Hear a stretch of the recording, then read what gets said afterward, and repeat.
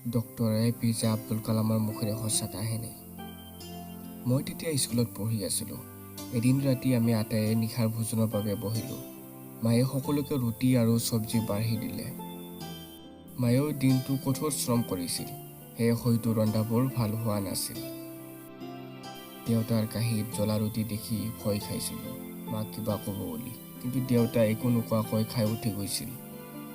পিছত মায়ে দেউতাৰ কোঠাত গৈ জ্বলা ৰুটিৰ বাবে চৰি কোৱা দেখিছিলোঁ। তেতিয়া দেউতাই মাক হাঁহি হাঁহি কৈছিল, মই পোৰা ৰুটি খাই ভাল পাওঁ।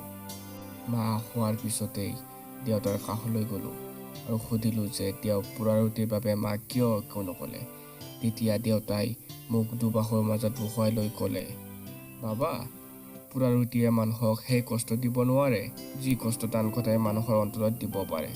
মায়ে গোটেই দিন বহুত কষ্ট কৰিছে আৰু ময়োতো পাৰফেক্ট নহয়, ময়ো কোনোবা ক্ষেত্ৰতহে ভাল। মই যোৱা বছৰবোৰত এটাই কথাই শিকিছোঁ যে আমি আমাৰ আপোনসকলৰ সৰু সৰু ভুলবোৰ মানি লৈ এৰি ধৰি সম্পৰ্কবোৰ উপভোগ কৰিব লাগে। অনুতাপত ভুগিবলৈ আমাৰ জীৱন তেনেই চুটি। আমি আমাক ভাল পোৱাসকলক ভাল ব্যৱহাৰ কৰা উচিত। ভিডিঅ'টি ভাল লাগিলে অনুগ্ৰহ কৰি লাইক কৰক আৰু কমেণ্টত আপোনাৰ মন্তব্য দাঙি ধৰক। আৰু যদি এতিয়ালৈ ছাবস্ক্ৰাইব কৰা নাই তেতিয়াহ'লে ছাবস্ক্ৰাইব কৰিবলৈ নাপাহৰিব। ধন্যবাদ।